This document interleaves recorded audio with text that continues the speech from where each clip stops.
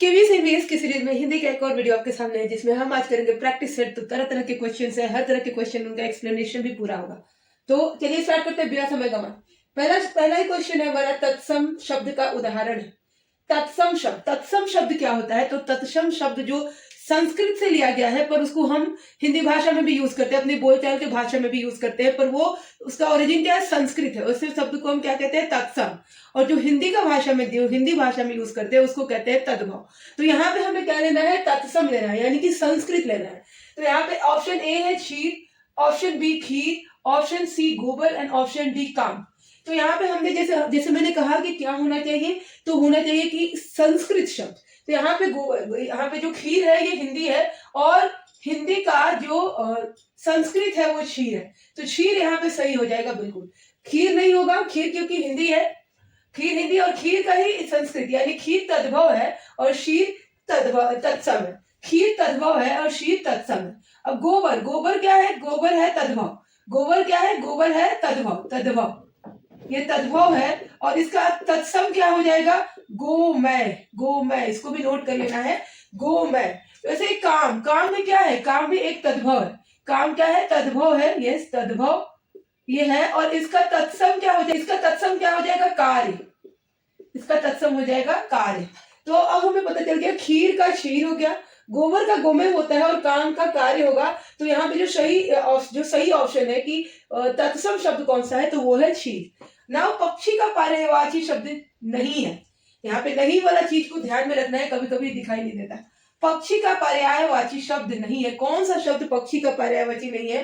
तो खग है, खग पक्षी का ही पर्यायवाची होता है। द्विज भी पक्षी का पर्यायवाची होता है। विहंगम भी पक्षी का पर्यायवाची होता है। उदक जो है बिल्कुल सही है। यहाँ पे उदक जो है पक्षी का पर्यायवाची नहीं है। उदक का पर्यायवाची करना हो तो जल है, नीर है, पानी है, ये हो गया हमारा उदक का पर्यायवाची। तो पानी का पर्यायवाची में हमारा उदक आ जाएगा, पर पक्षी का पर्यायवाची उदक नहीं है। उदक क्योंकि पानी का पर्यायवाची है, जल का है, तो उदक हमारा सही आंसर होगा। तो हमारा नेक्स्ट क्वेश्चन है, समूह से भिन्न शब्द क्या है? समूह से भिन्न मतलब कि ऑड वन आउट। तो यहाँ पे कुछ शब्द दिए हैं, जैसे ए है तैरना, बी है हंसना, सी है सोना और डी है बच्चे। तो इसमें कौन सा शब्द जो है वो समूह से अलग है, मतलब इस ग्रुप से अलग है? तो वो होगा बच्चे। क्यों बच्चे होगा? क्योंकि बच्चे जो है एक संज्ञा है। ये क्या है? संज्ञा है। संज्ञा मतलब नाउन है। तैरना, हंसना, सोना, ये सब क्या है? क्रियाएं हैं। और ये कैसी क्रियाएं हैं? अकर्मक क्रियाएं। अकर्मक क्रियाएं, ठीक है, क्रियाएं हैं। तो इसलिए क्या हो गया? ये अलग हो गया, ठीक है, संज्ञा। अब हमारा नेक्स्ट क्वेश्चन हम देखें यहाँ पे, तो ये है कि देव प्लस इंद्र की संधि से बनने वाला शब्द क्या है? देव प्लस इंद्र। ऑप्शन ए है देवेंद्र, ऑप्शन बी है देवेंद्र, ऑप्शन देव इंद्र एंड ऑप्शन सी है देवेंद्र, ऑप्शन डी है देवोंद्र। तो इसमें जो सही ऑप्शन होगा वो क्या होगा? देवेंद्र होगा। और ये कौन सी संधि होगी? तो ये होगी गुण स्वर संधि होगी। इस गुण स्वर संधि का क्या नियम होता है? तो इस गुण स्वर संधि का नियम होता है अ प्लस ई इज इक्वल टू ए। अ और ई मिलके क्या बनाते हैं? ए। तो देव अ इंद्र प्लस ई इज इक्वल टू देवेंद्र ए। तो ये हमारा क्या हो गया? गुण स्वर संधि। अब है तद्भव का उदाहरण दीजिए। तद्भव का उदाहरण हमें देना है। तो तद्भव हिंदी है, जैसा भी बात हुई, जैसा पहले बोला, और हिंदी शब्द इसमें से देखना है। तो दंत जो है वो संस्कृत है और ये तत्सम हो गया। इसका तद्भव होता है दांत। क्या हो गया इसका तद्भव? दांत। ग्रामीण भी तत्सम है, संस्कृत है, और इसका हो जाएगा क्या? इसका हो जाएगा गांवर। गांव के लोग जो होते हैं उनको गांवर बोलेंगे। ओके। गृहिणी मतलब घरणी। घरणी मतलब घर संभालने वाला। तो घरणी हमारा क्या हो जाएगा? और उसका हिंदी क्या हो जाएगा? घरणी। खंबा जो है, खंबा बिल्कुल सही है क्योंकि ये तद्भव है, ये हिंदी है। तो खंबा हमारा बिल्कुल सही होगा। अगर इसके तत्सम की बात करें तो इसका आंसर होगा स्तंभ। इसका क्या हो जाएगा? स्तंभ हो जाएगा, स्तंभ। ओके। तो खंबा का ये क्या हो जाएगा? तो ये खंबा का तत्सम हो जाएगा। और तद्भव क्या है? खंबा। तो क्वेश्चन नंबर 6 है पर प्लस उपकार की संधि। पर प्लस उपकार की संधि। ऑप्शन है पर उपकार, ऑप्शन बी परोपकार, ऑप्शन सी परोपकार और ऑप्शन डी परोपकार।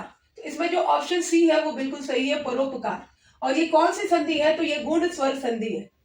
ये कौन सी संधि है? तो गुण स्वर संधि, गुण स्वर संधि है, गुण स्वर संधि है। और इसमें क्या होता है कि इसमें अ प्लस उ इज इक्वल टू ओ। अ और उ मिलके क्या बनाएंगे? ओ बनाएंगे। अ और उ मिलके क्या बनाएंगे? ओ बनाएंगे। ठीक है, ये है गुण स्वर संधि और इसका सही आंसर होगा परोपकार। अब है हमारा नेक्स्ट है केला का पर्यायवाची शब्द क्या है? केला। ऑप्शन ए कदली, ऑप्शन बी कुमुद, ऑप्शन सी कैरो एंड ऑप्शन डी भानु। तो इसमें जो सही ऑप्शन होगा वो क्या होगा? कदली होगा। कदली केला का पर्यायवाची है। कुमुद जो है, कुमुद क्या? कुमुद कमल का पर्यायवाची हो सकता है और कमल का पर्यायवाची है और कुमुद का पर्यायवाची ही कैरो है। कैरो, ओके। तो कमल, कैरो ये सब क्या हो गए? कुमुद में आ गए। भानु जो है, भानु किसका पर्यायवाची है? तो सूर्य का है। सूर्य का है। दिनकर कह सकते हैं, दिनकर का है। दिवाकर का है। ठीक है, तो भानु क्या हो गया? सूर्य, दिनकर, दिवाकर। तो यहाँ पे केला का बिल्कुल सही क्या होगा? कदली। कदली पर्यायवाची है। आरोह शब्द का विलोम क्या है? आरोह शब्द, तो आरोह शब्द का विलोम ऑप्शन ए अवरोध, ऑप्शन बी अवरोह, ऑप्शन बी आरोहण, ऑप्शन बी तिरोहन।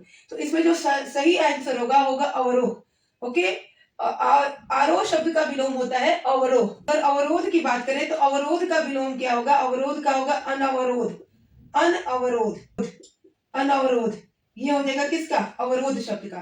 आरोहण का क्या हो जाएगा? अवरोहण, अवरोहण, अवरोहण। ओके, आरोहण का अवरोहण हो जाएगा। और तिरोहण, तिरोहण का होता है उदय, उदय होना। उदय होना का क्या हो जाएगा? तिरोहण। ठीक है, तो ये हमारा हो गया आरोह शब्द का विलोम हो गया अवरोह और सबके हमने यहाँ पे विलोम भी लिख दिए। तो ये एकदम क्लियर होना चाहिए। अब हम फिर से देखते हैं समूह से भिन्न। फिर से हमें ऑड वन आउट करना है। 9th क्वेश्चन है समूह से भिन्न क्या है? ऋण, option A, option B bank, option C ब्याज एंड ऑप्शन डी औषधि। तो हम देख सकते हैं ऑप्शन डी औषधि बिल्कुल अलग होगा क्योंकि ऋण, बैंक और ब्याज एक दूसरे से जुड़े हुए हैं। ठीक है, ऋण कहां से लेंगे? बैंक से लेंगे और उस पर क्या लगेगा? ब्याज लगेगा। तो औषधि इस ग्रुप का नहीं है। अब है मुनींद्र का संधि है। मुनींद्र का संधि क्या है? मुनि प्लस इंद्र या मुनि प्लस इंद्र, सी मुनि प्लस इंद्र एंड डी मुनि प्लस इंद्र। तो इसमें से जो ऑप्शन होगा वो क्या होगा? ऑप्शन बी सही होगा, मुनि प्लस इंद्र। और मुनींद्र कैसा कौन सा संधि है? तो ये दीर्घ स्वर संधि है। दीर्घ स्वर संधि, ये दीर्घ स्वर संधि है। और इसमें क्या हुआ है कि छोटी ई प्लस छोटी ई, छोटी ई प्लस छोटी ई क्या बन रहा है? मुनींद्र। ये छोटी ई और छोटी ई मिलके क्या बनेंगे?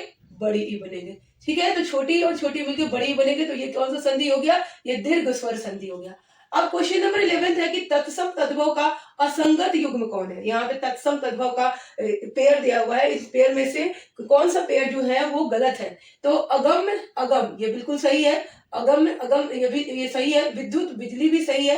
होलिका होली भी सही है। तो यहाँ पे जो है ना कि सीख और शिक्षा ये गलत है। सीख और शिक्षा गलत है। ठीक है, यहाँ पे सीख और शिक्षा बिल्कुल गलत है क्योंकि तत्सम सीख नहीं होता है और शिक्षा तद्भव नहीं होता है। तो इसको क्या होना चाहिए? इसको होना चाहिए शिक्षा, शिक्षा एंड सीख। तो पहले हमें क्या करना है कि पहले तत्सम फिर तद्भव। अगम हमारा तत्सम है, अगम तद्भव है। विद्युत तत्सम है एंड बिजली तद्भव है। होलिका तत्सम है एंड होली तद्भव है। यहाँ पे सीख हमारा क्या हो जा रहा है? तद्भव और शिक्षा तत्सम। तो ये उल्टा हो जा रहा है। तो इसको होना चाहिए शिक्षा एंड सीख। तो ये हमारा हो गया, कुछ क्वेश्चन हमने किया।